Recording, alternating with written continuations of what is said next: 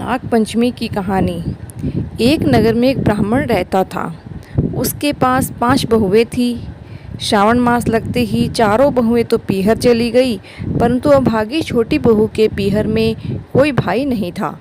वह उदास चित्त से घर में बैठी थी। वह दिन नाग पंचमी का था।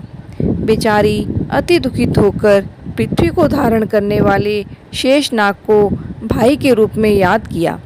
वह मन में कहने लगी, मेरे पीहर वासा नहीं है, नाग देवता मुझे पीहर वासा देवें। करुणायुक्त दीनवाणी सुनकर शेष भगवान को उस पर दया आई। वे ब्राह्मण का वेश लेकर उसके घर आए और ससुर को बोले, मैं बाई का मामा हूँ। इतने दिन मैं परदेश में रहता था, जिससे मैंने बाई को नहीं देखा और बाई ने भी मुझे नहीं देखा। यहाँ आने से मालूम हुआ कि बाई यहाँ रहती है। मैं उसको लेने आया हूँ। ससुर ने उसके साथ बहू को रवाना कर दिया। बहू ने मन में विचार किया कि मामा मुझे कहाँ से ले जा रहे हैं। इतने में थोड़ी दूर रास्ता तय करने पर नाग देवता की बांबी आई। नाग देवता नाग का रूप ले लिए। बाई डरने लगी। नाग देवता बोले, डरो नहीं, तुमने मुझे याद किया, इसीलिए मैं तुम्हें लेने आया। मेरी पूंछ पकड़कर तुम मेरे पीछे आओ। उसे नागलोक में ले गई। नाग देवता नागिन और बच्चों से बोले, यह मेरी बेटी है, इसको तकलीफ़ नहीं देना। वहाँ वह निश्चिंत होकर रहने लगी।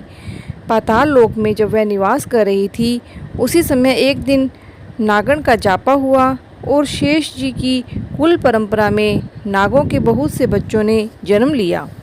यह दिया लेकर खड़ी थी। नाग के बच्चों को बच बच करते देखकर वह डर गई। उसके हाथ से दिया नीचे गिर गया। परिणाम स्वरूप बच्चों की पूंछें जल गई। नागन को क्रोध आया।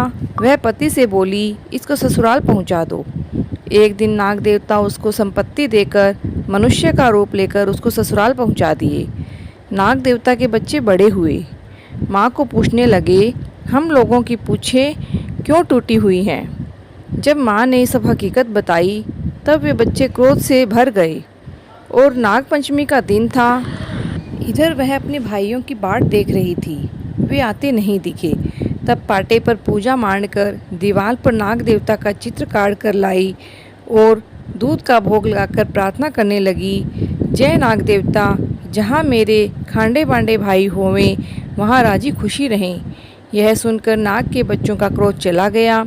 अपनी ही पूजा में श्रद्धा मग्न होकर उसको देखकर वे प्रसन्न हुए और उनका क्रोध समाप्त हो गया।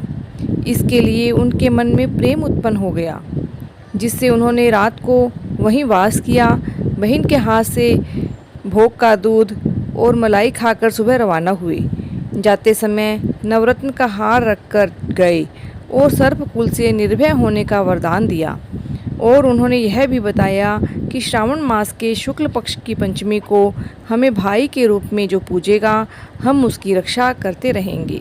बोलिए नाग देवता की जय।